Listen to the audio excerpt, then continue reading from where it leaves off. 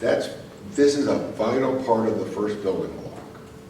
Because if we went straight into curriculum without sort of starting to prepare the ground for forgiveness, it's a different experience for many people. Not necessarily all people, but for many people. Somebody who is inside, and you may not see any sign of it on the outside, who is internally beating themselves up, blaming themselves, cynical about the possibilities for love and intimacy and marriage and family.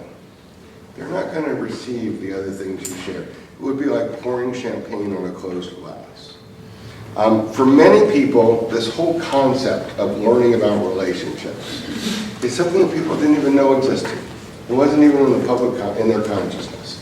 When you ask people, you can go to any movie theater line in America, and you can ask, probably in the world, and you can ask people what's most important to you, and what will they say? What do you think they'll say? They'll say family.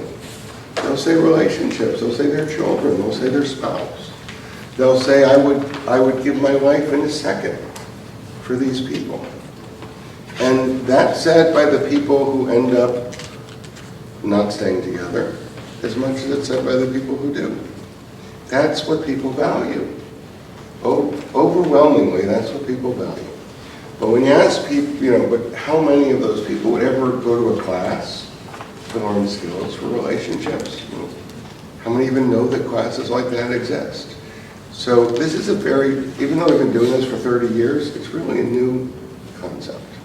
And I often compare it to driver's ed. When cars first came out, I imagine that they didn't have all the gauges. So you probably had to remember how much gas you had, or if your engine was getting hot. You had to see the signs. Maybe they didn't have turn signals at first. They probably didn't have seat belts. They definitely didn't require driver's ed before people got their licenses. And then as people saw the consequences of that, they continued to come up with ways to make it safer. We're going to put in seat belts. You got to wear them. We're going to put in airbags. Now we're going to add them on the side. You got to go through X number of hours of driver's ed before we're going to let you drive on the roads. And that wasn't because anybody was broken or defective. It was just because that created a safer society where people had much greater chance of surviving and also not hurting other people. So that's how I see this work. Very different than, say, counseling or therapy or anything like that. It's much more about helping people in an area that they don't even realize they don't know about. And we call that unconscious incompetence. That there are some areas of life where we know we don't know. I know I don't know how to speak French. I don't have to wonder about it, I know. So I'm not going to go start trying to speak French. But many people don't realize that they don't have a clue of how to deal with differences in a way that brings them closer instead of pushes each other away. Many people don't recognize that if you're not acknowledging people out loud, you're creating a lot of vulnerability in terms of where they're seeking acknowledgement. Many people don't realize that if you're assuming instead of checking it out, or you're creating an environment where it's safe to do that, that you're likely to have reactions that are much more of a problem than the problem. People just don't know it. It's not that somebody knows it and has bad intentions. They just don't know. So we call it unconscious incompetence. And that's where most people that come to this class or any class like it start. Somebody brought them in, someone encouraged them to come, and they come in a place where they don't even know what they don't know. And they don't know it because it wasn't taught, it wasn't talked about, it wasn't, they didn't grow up with parents who've been married for 39 or 50 years, who were a model of what they wanted to create, and maybe if they did, the chances that I did and my spouse did, it's a very, very small group in the population. You do find couples that have that, very rarely. And if you do, that's better than any class anybody could ever create. But it's just very rare. In the inner city in Miami, you don't have 1 in 10 homes with kids, with 2 parents. Not 1 in 10. And that's true in many other inner cities. And how are they supposed to learn what it means to be a nurturing father or mother? So that's unconscious incompetence. The next level that we get to pretty quickly in this work is conscious incompetence. That we start to recognize, as you're going to see when we get to the stress styles, that maybe the way I'm dealing with that is more of an issue than the issue. Maybe by placating or blaming or computing or distracting or leaking or withdrawing or a whole range of things that we can do because we want to make things better, or we do what we know, that might actually be the problem. So we want to make sure that people can look at that without blaming themselves. Nobody really grows or evolves, or all the words that are like that, when they feel blamed or beat up or judged or criticized. So we want to make sure that each of these concepts, that you understand them, that when you're sharing it, that it's not because anything's wrong with anybody. Everybody's a miracle. Every one of us is the most unique, precious gift the world could ever know. And that's true for every human being. We're all one of a kind. So there's nothing right. It's not that there's something wrong with something. People deserve this. It's not that they need it. It's not that we're trying to fix them. They just deserve to have a chance to have their dreams come true. And these are tools that can help them have a better chance of that. It goes very much with my favorite Mother Teresa quote, that prayer without action is no prayer at all. And these are often the actions that help people with their prayers. So conscious incompetence is we start to recognize. And that's where the door opens to, first of all, forgiving ourselves. Most of us as human beings who have lived our lives for some decades, we've made some really great decisions, and we made some that were less than great. No different than a superstar basketball player who goes to the free throw line after shooting 50,000 free throws and he misses. Or she misses. Not the NBA, but other leagues.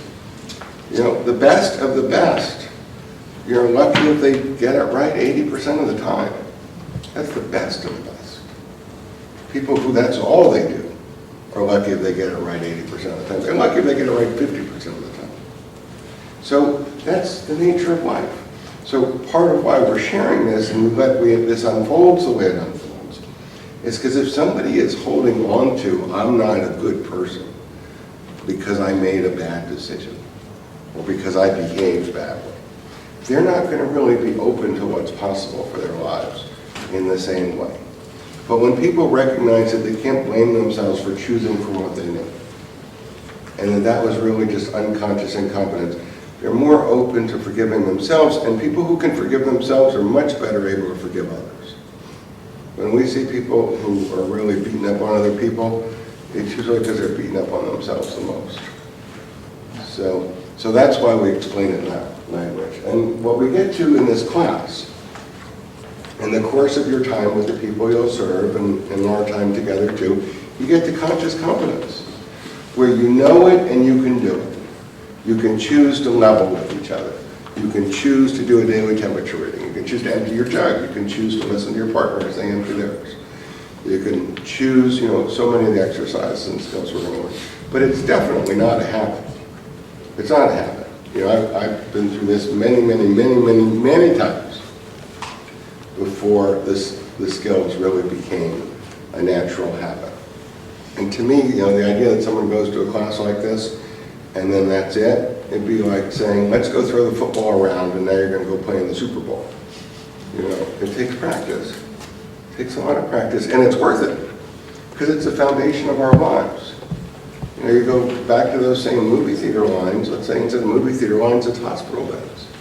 And you ask people what was most meaningful in their life. And it's the same answer. Their relationships. That was what was most meaningful. It's not their promotions, it's not the money. It's very rarely the business or career successes. Although they can be very meaningful. But it's relationships. That's what's generally most meaningful to us as human beings. And I don't think that's any different for different cultures, ethnicities, religions. I think that's pretty true for people of all shapes and sizes. So we're going to get to conscious competence, but getting to the highest level of that, unconscious competence, where it's a habit. It's important to stress that depends on what people do when they leave the class. If they leave and it's a nice memory of, I had a good time, great. But when I need, to do something, I still go and do it the way I always did it. even though I know that the way I've always done it has not exactly created what I wanted. That means that won't change anything, except it'll be a nice memory, and you'll make new friends. So it's about giving yourself a chance to develop new habits. And to develop a new habit, it's about trying it. You all know this. And it's about sustaining it under stress. It doesn't matter what we do when everything's going well. Generally, we're really good at that. Human species is good at celebrating, for the most part. It's what we do when things are stressful, when there's pressure, when there's challenges. That's often what determines what happens in our lives. And it's often not just the episode, but it's that nanosecond that I talked about yesterday. And that ability to pause that can sometimes make the difference for generations to come about what happens in the cycle and dynamics of our life and family. So that's where we want to get, but we want people to recognize that's not something we can do. No instructor in the world can create that for someone. That's a matter of somebody making a decision that I want that I want so much for my dreams to come true, whether it's the bonding I want to experience with my son or with my spouse, or the happiness that I want our family to be, or the model I want us to be for children that are going to grow up in our family and what I want in their lives. I want that so much that I'm willing to put time and energy into making that happen. And that it's in our hands. We can do it and we cannot do it. And either way is okay, it's your life. It's a common message throughout our work. It's your life, you have to own it and be responsible for it. You choose, you choose.